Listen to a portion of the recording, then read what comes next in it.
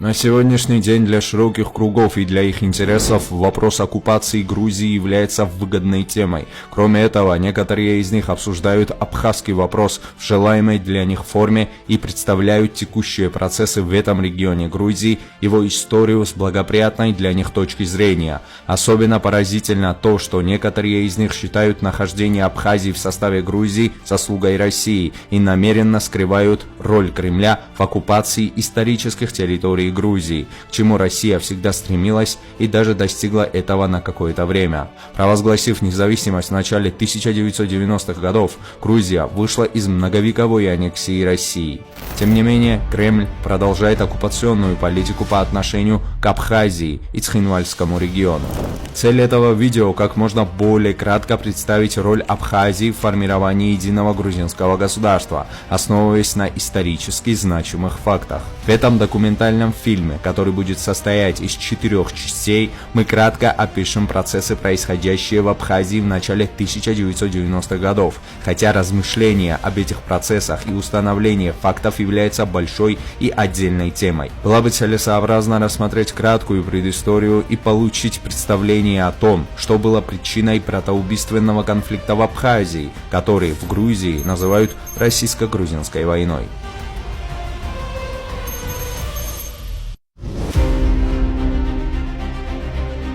Грузия, как подтверждают исторические источники, и все с этим согласны, представляет собой государство, созданное неразрывным союзом культур колхо-иберийской, то есть картвельской цивилизации. Исторически древние абхазы всегда были носителями культуры колхидской, то есть западногрузинской цивилизации, и до позднего средневековья в этническом смысле являлись одним из западногрузинских племен. Тут речь идет именно о древних абхазах, а тех, которых сегодня называют абхазами, это северокавказские переселенцы, которые начали миграцию в Абхазии в 16-18 веках, и которых мигрелы, сваны и другие жители Западной Грузии начали именовать в честь региона, где они обосновались, то есть абхазами. К этому периоду мы, конечно же, еще вернемся и очень подробно его разберем. А теперь продолжим рассказ о преисторическом периоде Абхазии. Колхидская культура произошла от местных племен, которые принадлежали к грузинскому этнокультурному миру. Абхазия в более поздних исторических источниках упоминается как Колхида, а племена, в том числе абхазы, проживавшие на этой территории, признаны грузинским этническим единством. В первом тысячелетии до нашей эры древногреческими и древноримскими историками на территории современной Абхазии документально представлены существование колов, месхов, колхов, караксов, кениохов, санигов, чанов, сванов, колхов и так далее, которые имеют грузинское происхождение. Непосредственно в Абхазии находятся места обитания первобытных людей, населенные пункты эпохи Ашели в пригороде Сухуми, Яшхва и Пирцхва. Период позднего палеолита показывает формирование позднепалеолитической культуры на всей территории Западной Грузии. В период мезолита происходит освоение Западной Грузии, прежде всего ее северо-западной части, то есть территории современной Абхазии. В период неолита существует некоторое сходство между каменным орудием, найденным на территории Абхазии, и аналогичным орудием из южных памятников Колхиды. Во второй половине третьего тысячелетия до нашей эры поселение возле Очамчире показывает сходство с поселением колхидской низменности. В начале бронзового века на территории Абхазии началось распространение так называемой тальменской культуры. Тальмены представляют собой четырехстенную конструкцию из крупных плит с пятой плитой, которая служила крышей. Доказано, что в погребениях тальменов найденные предметы материальной культуры являются местного происхождения. Таким образом, материальная культура Западной Грузии не претерпела каких-либо кардинальных изменений в раннем бронзовом веке. Регион западнее реки Гумисты активно участвовал в создании такого важного атрибута, как колхидская культура. Это, несомненно, свидетельствует о том, что основная линия развития материальной культуры в Абхазии не менялась. Чтобы выяснить, на каком языке разговаривали племена на территории современной Абхазии и к какой этнической группе они принадлежали, очень важно выяснить, существовала ли здесь единая материальная культура. Археологические находки однозначно указывают на то, что материальная культура здесь, в Абхазии, единая, и развивалась она непрерывно. Отсюда следует заключение, что племена, создатели и носители этой единой материальной культуры являются родственными по происхождению. Современная наука установила, что миф об аргонавтах основан на реальных исторических событиях. Греки с незапамятных времен знали Грузию и в тот период дали название Колхида, а его главной реке Рионы, Фазис. Миф об аргонавтах повествует о походе греков в царство Аета в Западную Грузию, где с помощью дочери Аета Медеи аргонавты во главе с Исоном заполучили золотое руно и привезли его в Грецию. Этот миф был чрезвычайно популярен в Греции, затем распространился по Европе и стал источником вдохновения для многих писателей и поэтов. Миф об аргонавтах дает ценную информацию о царстве Колхиды, в которое входит вся Западная Грузия, включая современную Абхазию. Царя этого государства звали Ает или Аэт. Согласно имени царя Аета, эту территорию, Западную Грузию, называли Айя или Эа, так как по-гречески Аэт означает «житель Аи». Тут очень важный момент. Западная Грузия меняла свое название несколько раз. В свою честь имя давали племена, которые правили в то или иное время территории. Таким образом, когда колхи стали сильнее остальных и правили, то Западная Грузия приняла название Колхеты, то есть Колхида. Но это также было продолжением того же царства Аета. Спустя много веков править начала другая грузинское племя – Лазы.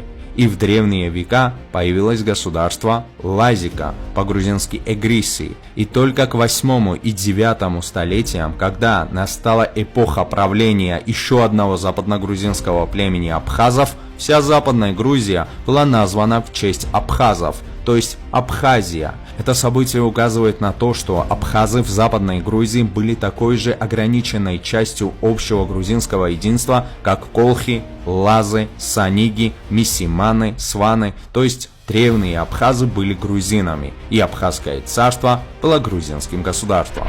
Таким образом, миф об аргонавтах указывает на то, что в древние времена здесь, на западе Грузии, неотъемлемой частью которой была и Абхазия, существовало государство высокой культуры и цивилизации.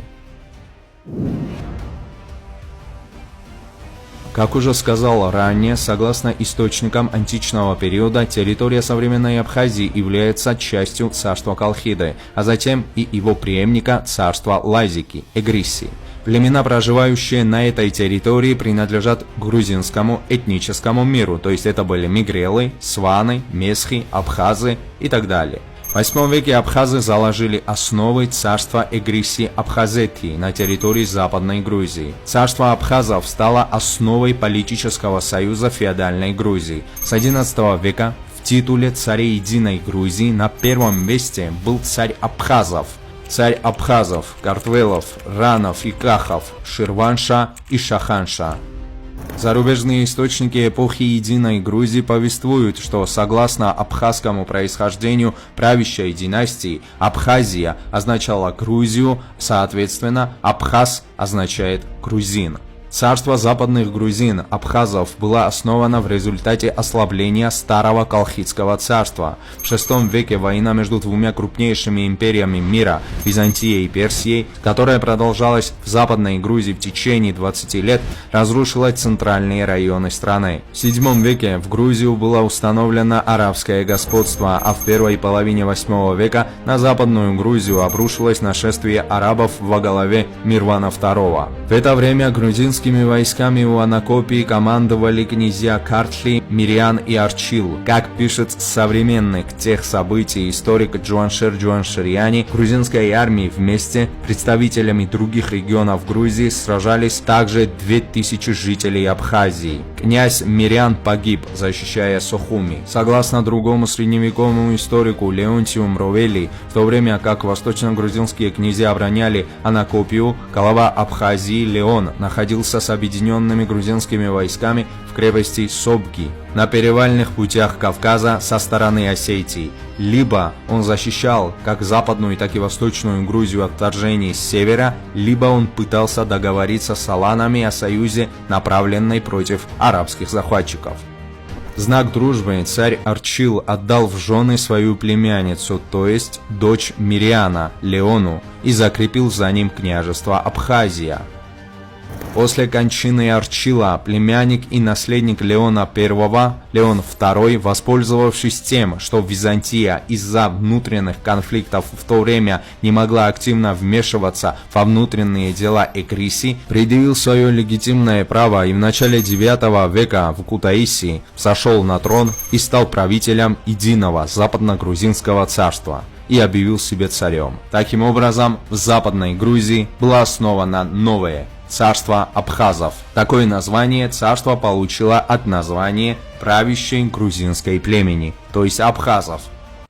Это царство стало продолжением древней традиции, которую заложили в Западной Грузии те или иные племена, которые в период своего правления в Западной Грузии называли эту территорию своим именем. В случае колхов – царство Колхида, в случае лазов – царство Лазика и в случае абхазов – царство абхазов. Примечательно, что армянские источники по-прежнему царство абхазов называли Эгрисси и считали население этого царства грузинами, их царей грузинами. Это демонстрирует идентичность Эгрисси, то есть Западной Грузии, с царством абхазов. Никаких следов присутствия современных абсуа-абхазов на территории этого царства не присутствует. Центром царства абхазов был Кутаиси, грузинский город, и население этого государства был грузинским. Государственный язык, как указывают персидские, арабские, а также армянские источники, был грузинский. Царь Леон в церквях литургию с греческого заменил на грузинский. Цари абхазов начали борьбу за объединение Грузии,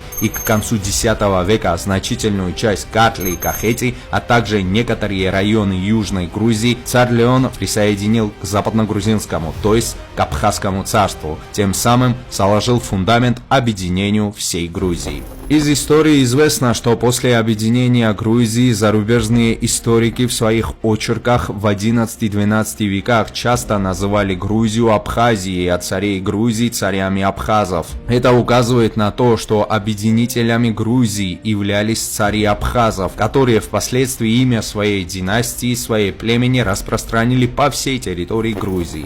Конечно же, все эти данные относятся к грузинам-абхазам. Никаких следов присутствия современных абхазов Апсуа, то есть переселенцев с Северного Кавказа, в Абхазском царстве не засвидетельствовано. Давайте сегодня на этом остановимся. Дальше вас ждут удивительные факты и неизвестные исторические данные об Абхазии и в целом о Грузии. Поэтому подпишитесь на канал, чтобы не пропустить новые видео.